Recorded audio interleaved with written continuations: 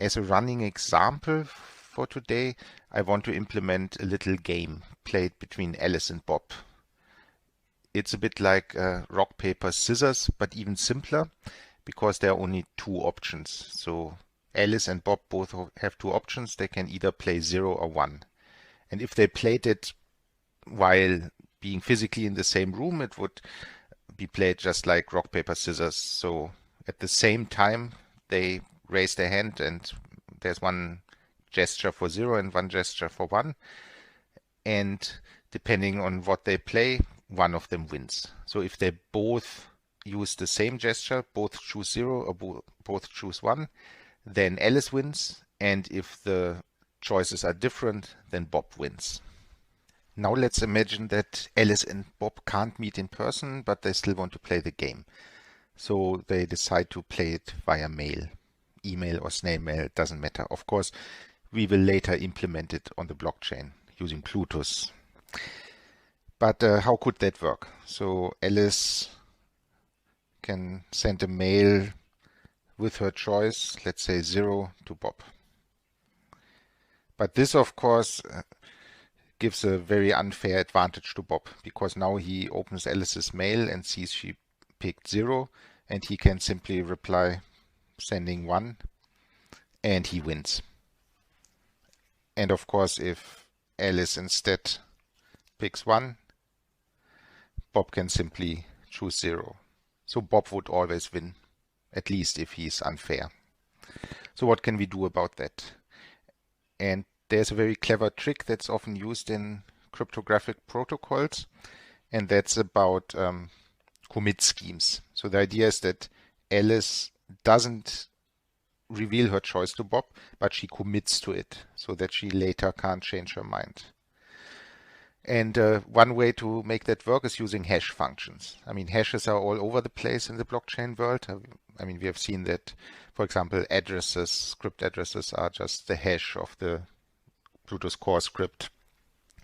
And we have seen lots of examples of using public key hashes and so on. And what hash functions are, they are so-called one-way functions. So it's difficult or impossible, given a hash, to reconstruct the original document or the original byte string that was hashed to this hash. So one way we could try to make this work is that instead of sending her choice to Bob, she instead sends the hash of her choice to Bob. So she sends the hash of 0, which is just some, I don't know, cryptic byte string. So now Bob sees this cryptic byte string and he has no idea whether Alice picked 0 or 1. So he maybe picks 0 and there's no need for him to use a hash. So he can just send the 0 in clear text. And so now Alice would have won, but maybe Bob doesn't believe her. So there's then one additional step that Alice has to send another message to Bob where she now sends her actual choice. And then what Bob has to do is he has to check whether hash of Alice's claimed choice is indeed the hash he received earlier. And if it is, then he knows that Alice is not lying and that she indeed picked 0 and that he lost. But if this hash doesn't match up, then he knows she's cheating or trying to cheat, and he would win. And of course, if Alice instead picked 1, that would work exactly the same, except that the hash would be different. So this sounds promising, but there's one big problem with this, because in this game there are only two choices, only 0 and 1. So there are only two possible hashes. They may look very cryptic to Bob the first time they play, but I mean, sooner or later he'll notice that he always sees one of these two hashes, and then he knows which choice Alice made. And that's almost as bad as if she directly sent her choice out in the open. But what we can do here is that Alice doesn't simply send the hash of 0, but that she first concatenates 0 with some arbitrary byte string, so-called nonce, that she picks. So the way this would work is first Alice picks a nonce, some arbitrary text, and then she sends the hash of the nonce and her choice. For example, 0 to Bob, which is some other cryptic byte string. And now it's not always the same byte string if she picks 0, provided she always chooses some random unpredictable nonce. So Bob receives that, and then it proceeds as before. So he sends his choice, for example 0. And now in the third message, Alice has to not only reveal her original choice, but she has to send the nonce as well. So in this case, she would send the nonce and 0. And then Bob checks that hash of Alice's claimed nonce concatenated with 0 is indeed the hash he originally received. And if it is, he knows he lost, and if it is not, then he knows she tried to cheat him. So this works very nicely, and this is what we will try to implement in Plutus on Cardano.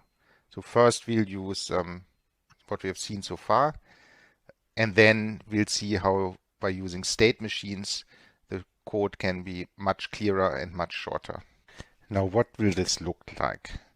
So first Alice opens the game by posting the hash of her nonce combined with the choice she makes to play. So we have the hash.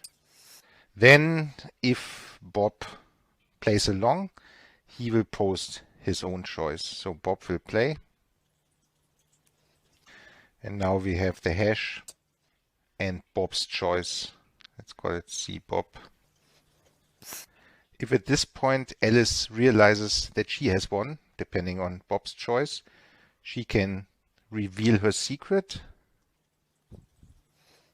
and the game ends and she has won.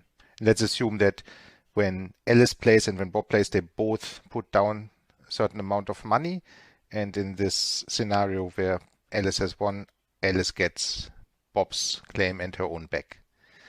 If, however, after Bob made his move, Alice sees that she has lost, there's no need actually for her to do anything because she has lost anyway. So after a certain deadline has been reached, and Alice just doesn't reply, and then Bob claims his win. And there's another option that we haven't considered. It could be that after Alice starts playing, Bob simply is not interested and doesn't reply. So in that case, there must be a way for Alice to get her own money back. And that's basically all the things that can happen. So the different stages of the game. It starts by Alice opening with the hash of the concatenation of her nonce and her move. Then if Bob doesn't reply, Alice gets her money back. If Bob does reply, he puts down his choice. And then there are two possibilities again. Alice realizes she has won and she needs to prove it to Bob by revealing, and she wins. Or she doesn't do anything, and after some time has passed, Bob can claim the win and he gets both Alice's and his own stake. So let's implement this in Plutus now. First, just using the techniques we already know about.